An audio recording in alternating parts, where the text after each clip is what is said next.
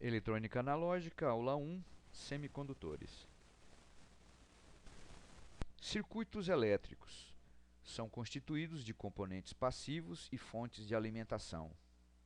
A variação da corrente é feita usando dispositivos eletromecânicos, como por exemplo o potenciômetros. Os materiais usados na construção de circuitos eletrônicos são essencialmente condutores metálicos e isolantes.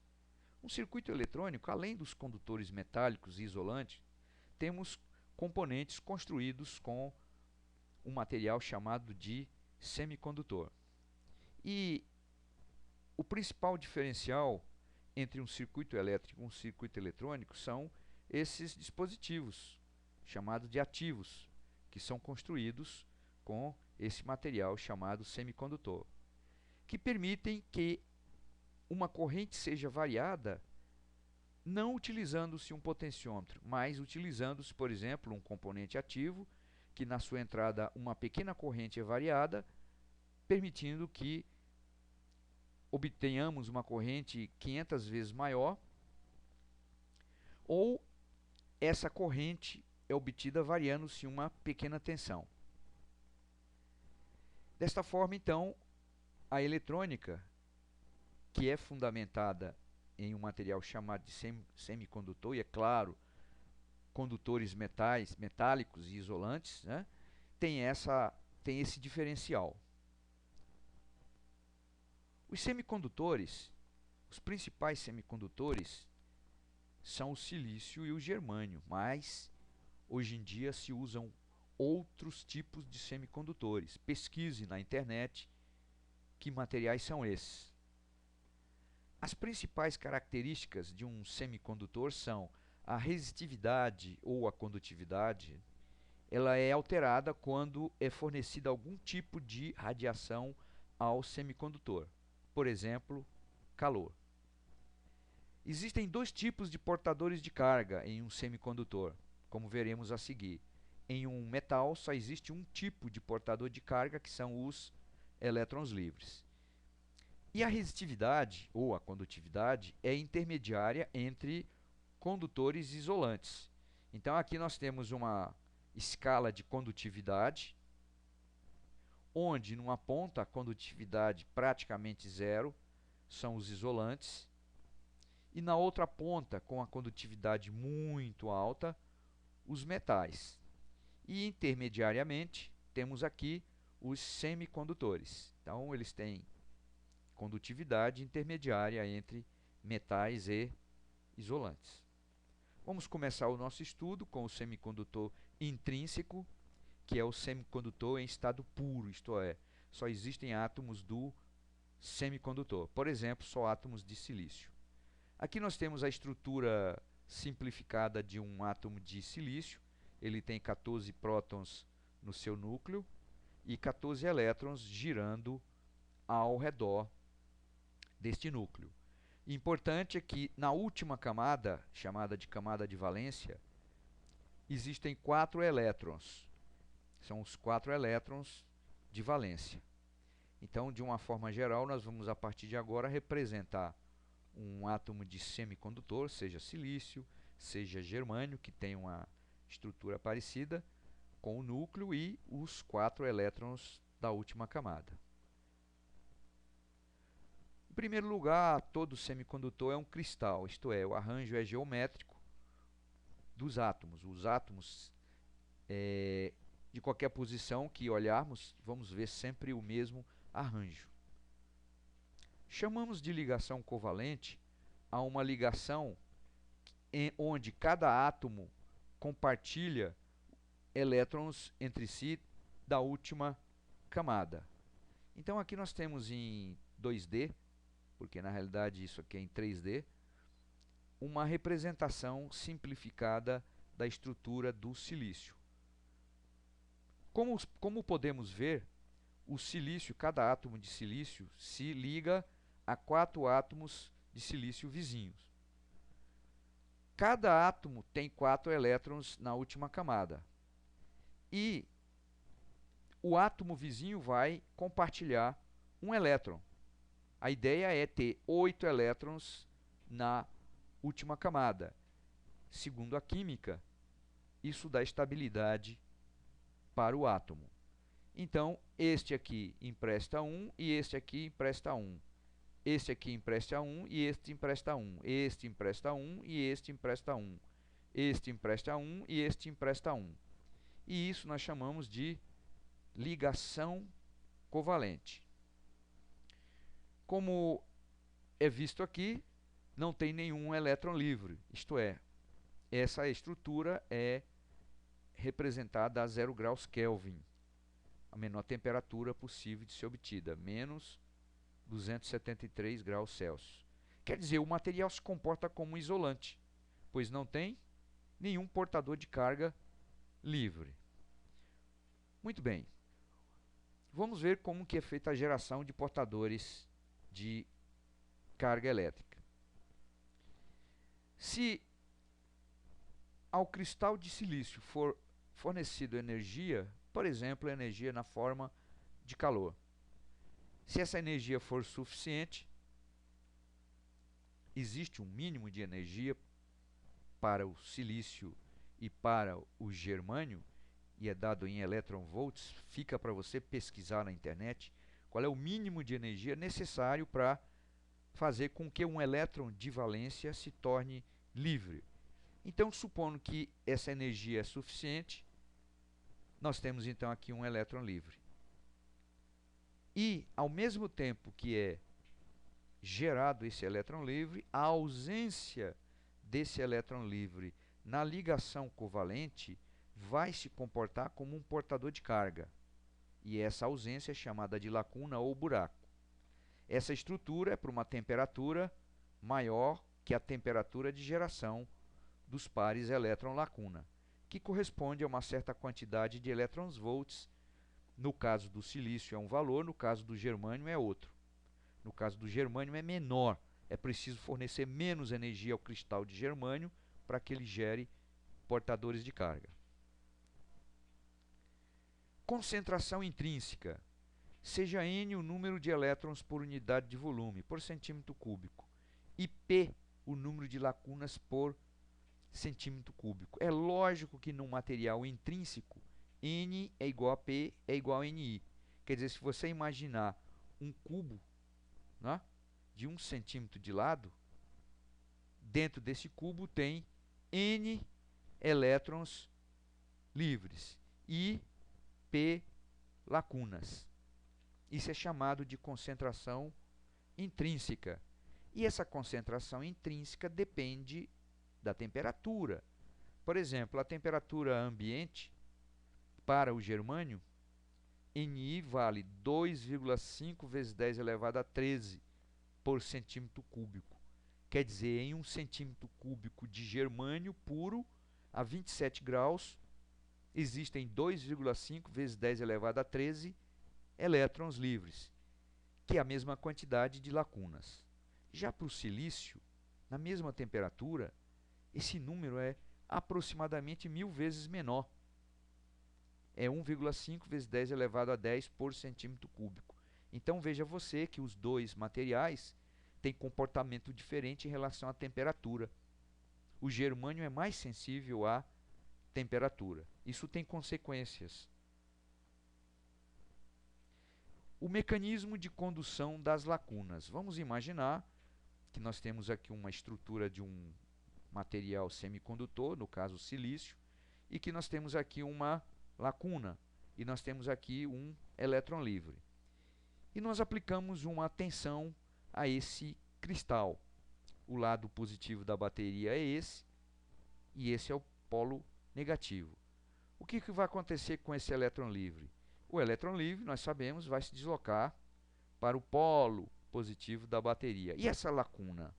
Bom, o que acontece é que um elétron de valência, ele vai ter energia suficiente agora para se deslocar para essa posição. Vejamos o que acontece. Então aqui tinha um elétron de valência que se deslocou para essa vaga. Dá no mesmo, a vaga, o buraco, a lacuna se deslocou para a direita. O elétron livre está se deslocando para a esquerda. E assim sucessivamente. Então, um elétron de valência que estava nesta posição se deslocou para essa posição. O que dá no mesmo, a lacuna se deslocou para o lado direito. Então, veja bem, o mecanismo de deslocamento da lacuna, que produz uma corrente elétrica, não tem elétron livre envolvido, só tem elétrons de valência. Então, a corrente no circuito externo é constituída pela soma das duas correntes, a corrente de elétrons livres e a corrente de lacunas. Então, aqui nós temos um outro desenho, né? A bateria externa, os elétrons livres se deslocam da direita para a esquerda na figura, enquanto que as lacunas da esquerda para a direita. E externamente nós temos aqui a corrente total, que a gente sabe que é a corrente convencional, que representa o sentido de movimentação das cargas positivas. E essa corrente total é a soma do fluxo de elétrons com o fluxo de lacunas. Atenção, portanto. Recombinação. A recombinação é um fenômeno oposto ao da geração. É o mecanismo pelo qual um elétron livre, ao perder energia, se recombina com uma lacuna e passa a fazer parte da ligação covalente. Desaparecem o elétron e a lacuna. Se a temperatura do cristal está aumentando, então a taxa de geração é maior do que a taxa de recombinação. Portanto, o número de pares elétron-lacuna dentro do material aumenta, cresce. Imagina a população de um país. Se a taxa de nascimento for maior que a taxa de mortalidade, a população cresce. Se, por outro lado, a temperatura do cristal está diminuindo, está ficando mais frio, a taxa de recombinação vai ser maior que a de geração. Portanto, o número de pares elétron-lacuna, elétron livre-lacuna, por unidade de volume, diminui. Imagine, então, que em um país a taxa de mortalidade é maior que a taxa de natalidade. O que acontece? A população do país vai diminuir, com certeza. Por outro lado, se a temperatura é constante, então é lógico que a taxa de geração é igual à taxa de recombinação. Portanto, o número de elétrons livres de lacuna por centímetro cúbico permanece o mesmo. É que nem num país. Se a taxa de natalidade é igual à taxa de mortalidade, a população do país permanece constante. Semicondutor extrínseco tipo N. Se ao material puro for adicionado um outro material, que nós vamos chamar de impureza, nós vamos alterar, vai ser alterado principalmente a condutividade do semicondutor. Por exemplo, se a impureza adicionada, isso é feito de forma controlada, em um laboratório, etc. Se a impureza for pentavalente, isto é, tem 5 elétrons na camada de valência, por exemplo, o fósforo, assim como todos os materiais, estão lá numa determinada coluna da tabela periódica. Todos esses materiais que estão na mesma coluna, em princípio, podem ser utilizados como impureza para obter o material tipo N. Pesquise sobre isso. Essa é a estrutura do nosso semicondutor extrínseco para uma temperatura bem abaixo da temperatura de ionização. Imagina que a temperatura do cristal é próxima do zero absoluto. Nessas condições, o material é isolante, porque não tem portadores de cargas livres. Se formos aumentando a temperatura, primeiro é atingida uma temperatura onde esse quinto elétron, veja então aqui, o fósforo tem 5 elétrons. Ele contribui com um elétron para esse átomo de silício que está aqui nas proximidades. Contribui com um elétron de valência para esse átomo de silício que está do lado. Contribui com um elétron, é lógico que o silício também contribui. Quer dizer, existe aqui uma uma contribuição mútua, não é? Um compartilhamento de elétrons na última camada, para ficar com 8 elétrons de valência. E esse quinto elétron que sobrou, ele fica fracamente ligado ao átomo de fósforo. Isto significa que qualquer aumento de temperatura no cristal vai liberar esse quinto elétron. Porém, vai liberar esse quinto elétron sem fazer aparecer lacuna, como veremos a seguir. Então, inicialmente, o quinto elétron está preso, porque a temperatura, a energia não é necessária para liberá-lo. Porém, quando a temperatura for maior que Ti, porém menor que Tg, esse quinto elétron fica livre. Então, nós temos agora portadores de carga, que são elétrons livres, mas não tem nenhuma lacuna. Observe que o fósforo fica ionizado positivamente, porque antes ele estava neutro, só que ele está preso à estrutura, ele não pode se deslocar. Daí o nome material N, porque nós vamos já ver o número de elétrons livres que tem carga negativa é muito maior que o número de lacunas. Mas veja que o material está neutro. Para cada carga positiva tem uma carga negativa. Continuando, vamos aumentar a temperatura de forma a atingir a temperatura que vai quebrar uma ligação covalente. Então vamos dizer que essa ligação covalente é rompida, isto é, um elétron livre é gerado e uma lacuna é gerada. Continuamos a ter mais elétrons livres do que lacuna, porque já tinha os elétrons livres gerados pela impureza, não pode esquecer disso. Se considerarmos Nd a concentração de átomos da impureza por centímetro cúbico, isto é, se imaginarmos um cubo de 1 centímetro de lado, dentro desse cubo tem Nd átomos da impureza de fósforo, no exemplo, por centímetro cúbico. Né? Como veremos, o Nd é praticamente igual ao número de elétrons livres, e isso é muito, muito, muito maior que o número de lacunas por centímetro cúbico. Então aqui tem uma expressãozinha, tá? Então o número de elétrons livres é aproximadamente igual ao número de átomos da impureza por centímetro cúbico, tá? Como está aqui escrito. O número de elétrons livres é aproximadamente igual ao número de átomos da impureza.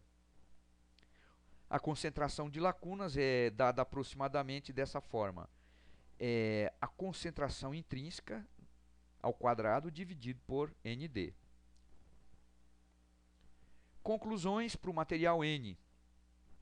No material N, o número de elétrons livres é muito maior que o número de lacunas. Daí o nome semicondutor tipo N. Mas não esqueça, o material ele é neutro. O número de cargas negativas é igual ao número de cargas positivas. Dizemos que os elétrons livres são portadores majoritários, enquanto que as lacunas são portadoras minoritárias, estão em minoria. Não pode esquecer disso mais.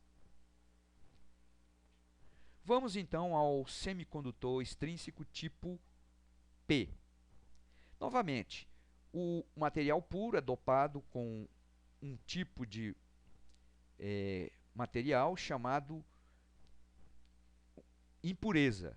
E essa impureza, no caso, ela tem que ter 3 elétrons na camada de valência. Então, exemplo, o boro, que está numa coluna da tabela periódica, que tem outros elementos que, em princípio, podem ser usados como impureza para gerar o material tipo P. Então vamos imaginar que nós temos o cristal está numa temperatura muito baixa, menor que a temperatura de ionização. Isto é, não temos nenhum portador de carga, portanto o material se comporta como isolante. Então temos aqui um átomo de boro que tem 3 elétrons na camada de valência, na última camada. Esse átomo de silício empresta um elétron livre, um elétron de valência, digo, né? um elétron de valência para esse átomo de boro que empresta 1. Então aqui tem uma ligação covalente. Novamente, temos aqui do lado um átomo de silício que empresta um elétron de valência e o átomo de boro também empresta um átomo de valência. Novamente, temos aqui uma ligação covalente. E a mesma coisa este átomo de silício vizinho. Porém, observe que este átomo ele não recebe o elétron porque não tem. O boro só tem 3 elétrons de valência. Atenção, o material está neutro, o número de elétrons é igual ao número de prótons. Muito bem, vamos aumentar a temperatura e ver o que vai acontecer. Então, para uma temperatura menor que a temperatura de geração dos pares elétron-lacuna, porém maior que a temperatura de ionização. O que vai acontecer é o seguinte. Um elétron de valência, por exemplo, esse que estava aqui, ou pode ser esse, ou pode ser esse, recebe energia suficiente para ocupar esta vaga. E, ao fazer isso, a ausência desse elétron de valência vai se comportar como uma carga elétrica positiva, que é a lacuna, que a gente chamou de lacuna ou buraco. E aí você observem que o átomo de boro, que estava neutro, como agora recebe um elétron a mais, ele vai ficar ionizado como? Negativamente. Então, se aplicarmos agora um campo elétrico, nós vamos ter uma corrente elétrica, só que devido a lacunas, não vamos ter um só elétron livre na jogada. Quer dizer, se aplicarmos um campo elétrico, um elétron de valência, esse, por exemplo, que está aqui, vai se deslocar para essa posição, o que dá no mesmo, a lacuna se desloca para essa posição. Isto é, nós temos um deslocamento de carga positiva, que é nesse sentido. Na realidade, dentro do material, a nível atômico, o que temos são elétrons de valência se deslocando de camada para camada. Então, atenção, portanto. Se continuarmos aumentando a temperatura do cristal,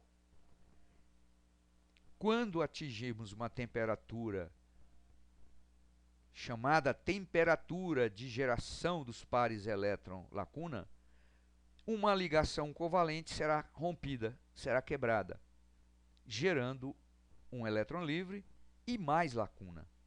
Então vejam vocês que agora nós temos no material muitas lacunas. Aqui não está em escala, nesse desenho não existe escala, não é duas lacunas para um elétron livre. Tá? Na realidade, essa relação é de 10 elevado a 3, né, para 1. 1000 para 1, 5000 para 1. Atenção, portanto, isso aqui é um desenho ilustrativo. Tá? Então, o material agora tem lacunas, só que são em maioria, e elétrons livres, que são em minoria. Se a gente chamar de Na a concentração de átomos de boro por centímetro cúbico, no equilíbrio térmico, a concentração de lacunas vai ser aproximadamente igual a essa concentração de átomos da impureza por centímetro cúbico. Veja bem, tudo isso é controlado em laboratório. Não estamos mostrando aqui como que isso é feito passo a passo. Pesquise em livros, pesquise na internet, em sites que você confia, para saber como que é construído, como que é obtido o semicondutor puro, como que é obtido o semicondutor extrínseco e etc. A concentração de elétrons livres é dada aproximadamente desta forma. É a concentração intrínseca dividida pelo número de átomos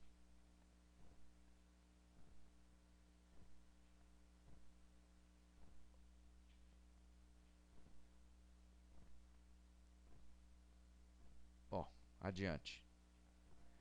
Se nós aplicarmos então uma tensão no cristal, né, nós vamos ter um fluxo de lacunas, tá? Então um material tipo P, um fluxo de lacunas do lado positivo da bateria em direção ao lado negativo, ao polo negativo, e de elétrons livres do contrário. É lógico que a corrente ela é praticamente devida a lacunas, né? Quer dizer, a corrente externa é a soma dos dois fluxos, né? De lacunas mais de elétrons livres, sendo que esta parcela é no mínimo 1000 vezes menor do que essa. As conclusões são semelhantes a conclusões já vistas para o material N. No material P, o número de elétrons é muito menor que o número de lacunas, né? Daí o nome do material tipo P. E lembrar que o material continua neutro, né? Quer dizer, o número de cargas negativas no total é igual ao número de cargas positivas. No material P, as lacunas são chamadas de portadores majoritários, enquanto que os elétrons são chamados os portadores minoritários. Na aula seguinte, nós vamos ver uma aplicação prática para o uso desses materiais, o material semicondutor tipo P e o semicondutor tipo N. Portanto, até a próxima aula.